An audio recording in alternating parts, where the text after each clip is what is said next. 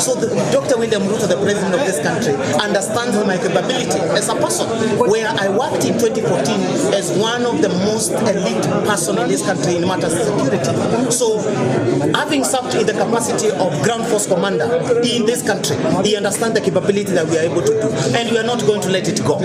Picture this, 3 men in full combat gear issuing demands to the Kenyan government, pledging to fight police brutality and boldly recruiting ex-soldiers. It sounds like a scene from a West African military thriller, except it is not. It is Nairobi. It is 2025, and one of them wants to be president. The movement, FBI. The problem is once we... No, not the Americans. This one stands for fighting brutality and impunity. The government sees rebellion, they claim revolution. But is this just another misguided anti-Ruto stunt, or are we watching the seedlings of a homegrown insurrection? Let's begin with the group. The new FBI turning digital activism into armored performance art. The central figure is Patrick Osoi, a former KDF soldier who also claims ties to the US Army and even Kenya's own NIS. Alongside him is Jackson Kuria Kimani, better known online as Cop Shakur, a former prison officer turned activist. Rounding out the trio is Kimathi Hiram.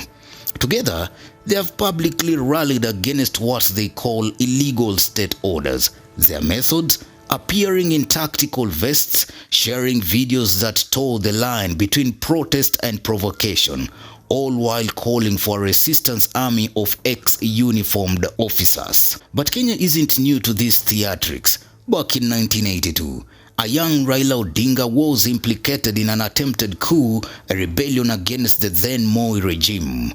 It failed spectacularly, but it etched a permanent lesson into Kenya's political DNA. The system doesn't tolerate insubordination lightly, especially when it comes in boots. Fast forward 4 decades, and the government sees echoes of those days in Osoi's movement. Even the optics are similar: military gear, anti-government rhetoric, and a growing cult-like following online. Now, Patrick Osoi's background raises eyebrows. Former KDF, check US Army veteran. That's what he claims. Ex-NIS, allegedly. And now, he wants to contest the presidency in 2027 using this movement as a political launchpad. But it's not just about ambition. Osoi and his crew have become a digital phenomenon. His viral post on X raked in nearly 400 comments, 900 retweets, 3,900 likes, and over 260,000 views, all within days. That kind of traction is political dynamite in a country like Kenya. Any officer that will be dismissed from service due to circumstances of following or not following unlawful command, therefore, we are going to embrace them as a community. But is this a legitimate protest movement or something darker?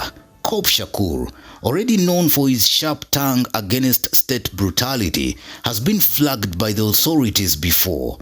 Together with Osoi and Kimathi, they are being closely watched by the DCI, who now believe this isn't just noise, it's a possible recruitment front for coordinated resistance. Let's listen to CS Interior, Kipchumba Murkomen. All police officers who are out of service, all military officers who are out of service, they have a greater responsibility than a civilian. And we will put them under very strict surveillance, because those are persons who are highly trained by the government of Kenya on the use of arms. And once they start threatening the public and threatening government, we consider that subversive activities. Now enter James Khwatenge, a former spy and analyst. His words: full-blooded idiots, blunt. But Khwatenge insists the NIS should not dismiss this group as just noisy influencers. He warns they are playing with fire, one they might not be trained to control. In his assessment, They underestimate the intelligence network they are poking. Are the boys a security concern? Yes, they are a big security concern. And I should advise both the NIS and the CRIB to have several sessions with them as a matter of national importance. This gentleman gives a history of himself as starting off from National Youth Service, then he joined KDF, then joined the National Intelligence Services, then the US Army. Joining various military formations in different armies is a telltale story of a spy. If it is true that he joined this, he has not stayed for long, he has moved to another, he has not stayed for long. For any intelligence organization, be it civilian, be it military, it shows that you are a spy and you are a target. It shows that you are exposing yourself as a spy and the intelligence organization should monitor you. After Osoi's arrest, the DCI took no chances. He led officers to multiple empty Airbnbs across Nairobi. Suspicious? Yes, but no direct link to weapons. Yet, the DCI believes he's hiding a secret residence potentially housing firearms or digital evidence.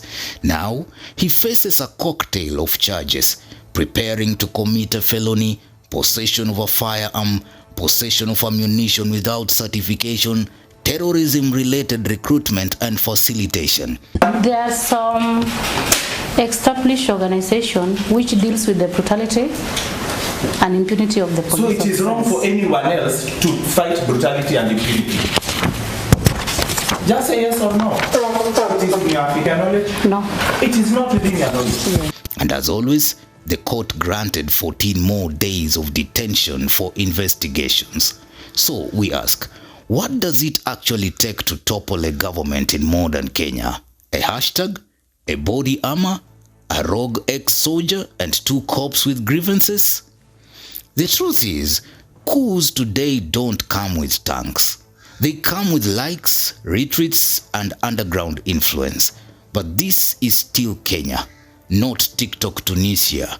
The state machine, like it or not, still bites hard. Whether Osoi and team are misguided freedom fighters or reckless opportunists, one thing is clear: the war for Kenya's soul in 2025 is no longer fought in parliament. It is fought in courtrooms, online spaces, and whispered intelligence briefings. This isn't 1982, but the ghosts are stirring, and everyone is watching. What do you think? Drop your comments. Newsroom, Maisha TV, Bushabi Jr.